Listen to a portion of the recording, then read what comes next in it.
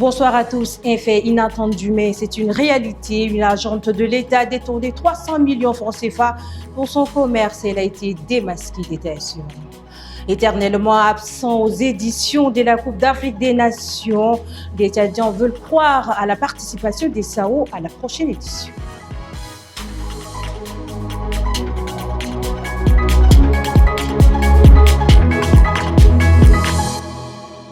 Bienvenue à tous. Le secrétaire général du mouvement patriotique du salut, Mahamad Zenbad, a dirigé cet après-midi au ministère des Affaires étrangères une réunion de concertation pour une grande coalition entre son parti et les partis alliés. Nous faisons le point avec Bécoutou Junior. Cette réunion qui a mobilisé les anciens politico-militaires et les chefs des partis alliés au mouvement patriotique du salut est d'une importance capitale pour l'avenir du MPS qui cherche à se redresser après la mort tragique du maréchal du Tchad. D'une voix forte, l'homme fort de cette formation politique décline son objectif. Il y a un mois, mon parti, notre parti, le MPS, a désigné un candidat. Et ce candidat, nous sommes venus aujourd'hui vous le présenter pour dire qu'entre amis, nous devrons continuer à être ensemble. C'est pour cette raison que nous pensons que pour ceux qui n'auraient pas de candidat et qui veulent bien nous aider, nous irons ensemble. Pour ceux qui, pour une raison ou une autre, prétendent ou veulent présenter un candidat, c'est aussi leur choix et on respectera ce choix-là aussi. Après l'annonce de cet objectif, il était question de s'entendre sur les différents points de leur alliance. À tour de rôle, les ex-politico-militaires et les chefs des partis politiques alliés ont exposé leurs préoccupations. Préoccupations que le numéro 1 du MPS a pris en considération. L'alliance est donc renforcée pour la prochaine échéance électorale. Adam Younous est le candidat du Tchad à la direction générale de l'Agence pour la sécurité de la navigation aérienne en Afrique et à Madagascar. C'est la ministre des Transports, de l'Aviation civile et de la Météorologie, Fatime Gougouniouedé, qui a annoncé sa candidature dans l'épaule. Le Tchad est en course pour la direction générale de la SECNA. Son candidat est Adam Younous, ancien ministre des Infrastructures. Il nourrit de grandes ambitions pour l'institution. SECNA a résisté pendant 64 ans et notre candidature permettra encore, dans notre vision, de le renforcer davantage, pour encore renforcer sa résilience, pour permettre à cette agence d'aller le plus loin possible vers ce qu'on appelle le ciel unique, qui est une vision 2063 de l'Union africaine, et faire en sorte que cette agence puisse bénéficier à tous les pays, notamment les pays enclavés comme le Tchad, pour permettre à tous ces citoyens de voyager à travers l'Afrique par le biais du ciel unique sur lequel nous voulons tendre. Pour la chef du département des transports, Adam Younous est le candidat idéal. C'est quelqu'un qui a une connaissance assez approfondie du secteur aérien et c'est quelqu'un qui a une connaissance aussi très technique concernant l'institution, la SECNA, puisqu'il a occupé le poste de chef de service pendant plusieurs années, puis représentant pays, puis à 2 reprises président du comité des ministres.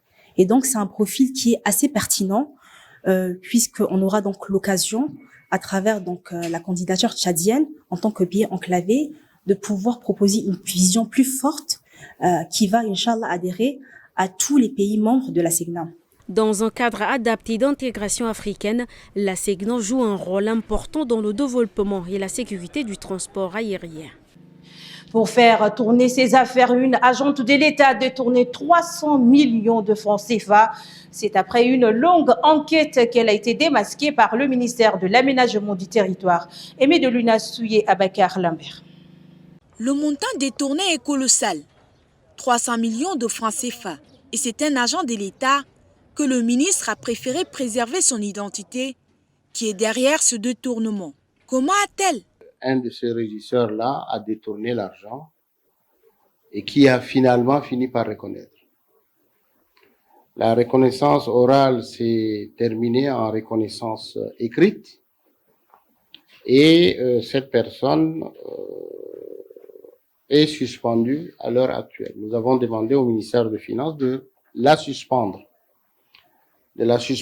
et de permettre à ce que le ministère des Finances, qui l'emploie, dépose plainte contre elle. Et puis, l'histoire sera maintenant devant les juridictions nationales où cette dame doit répondre de ses actes. Aussitôt, la dame a été suspendue et répondra de ses actes devant la justice, selon le ministre d'Urbanisme. Et le Tchad fait partie des classements des indices de perception de la corruption et du détournement des pays d'Afrique. Autre chose à présent, l'Institut tchadien de recherche agronomique pour le développement organise du lundi 12 au mardi 13 février dans un hôtel de la Place un atelier de validation des plans stratégiques 2024-2033 et du plan opérationnel 2024-2028. L'objectif est de créer des conditions adéquates pour booster le développement socio-économique durable. Sanak Abdana écrit au Soboyon pour des précisions. L'objectif visé par ce document est de créer des conditions propices pour la production et l'innovation au développement socio-économique durable. Ce plan stratégique 2024-2033 et le plan opérationnel 2024-2028 de l'Institut tchadien de recherche agronomique pour le développement ITRAD sont deux documents alliés avec pour mission finale de faire du Tchad un pays émergent à l'horizon 2030, selon les organisateurs. Nous attendons de ce plan stratégique les résultats suivants. Les organes de gouvernance, de pilotage et de concertation sont pleinement fonctionnels. Les ressources mises à la disposition des structures et des programmes de recherche de l'ITRAD permettent de répondre efficacement aux demandes en matière de technologie et d'innovation agricole. De nouvelles méthodes, technologies et innovations de gestion durable des ressources naturelles sont promis en même temps que la résilience des systèmes de production agricole. 5 axes stratégiques au centre de cet atelier qui durera 2 jours. Il s'agit notamment du renforcement de la gouvernance et le développement de la performance organisationnelle de l'ITRAD, le renforcement des capacités de l'ITRAD, la gestion durable des ressources naturelles et résilience des systèmes, la production agricole, l'amélioration de la productivité et de la compétitivité des filières agro-silvopastorales et halieutiques. Le consortium concerne Worldwide International Rescue Committee et Search for Common Ground lance officiellement le programme de résilience économique et sociale des populations de l'Est face au conflit de changement climatique au Tchad version Respect. Pour ce faire, un atelier de partage autour du programme révisé est organisé à l'Hôtel de l'Amitié ce lundi. Justine Alataran pour des précisions. Le dit programme est axé sur 3 points. Urgence, développement et paix, et couvre les 3 provinces qui sont le Wadi-Fira, le Wadaï et le Sila. Il vise 54 000 bénéficiaires pour un montant de 33 millions d'euros entièrement financés par l'Agence française de développement et l'Union européenne. On a de grandes ambitions pour ce programme et on voulait vous en parler aujourd'hui. Mais on voulait aussi vous communiquer l'état d'avancée de nos activités et vous faire part des défis qu'on a déjà affrontés et des leçons apprises qu'on commence à voir. On a besoin aussi de votre appui pour nous aider à coordonner ce programme-là. Il s'insère dans énormément de cadres avec la Banque mondiale, avec d'autres acteurs sur la réponse humanitaire. Donc on a besoin de vous le partager, on a besoin que vous le partagiez. C'est un projet qui vient en appui au Tchad compte tenu de la charge démographique causée par la crise au Soudan. Je profite de cette occasion pour féliciter les partenaires techniques et financiers qui ont accompagné le gouvernement et à travers ces institutions pour que ces programmes puissent élaborer et qui sera lancé, qui est même lancé, qui va se faire lancer aujourd'hui. Et cet atelier de partage et du programme de résilience économique et sociale aux populations de l'Est face aux conflits et aux effets du changement climatique est venu au moment vraiment très indiqué.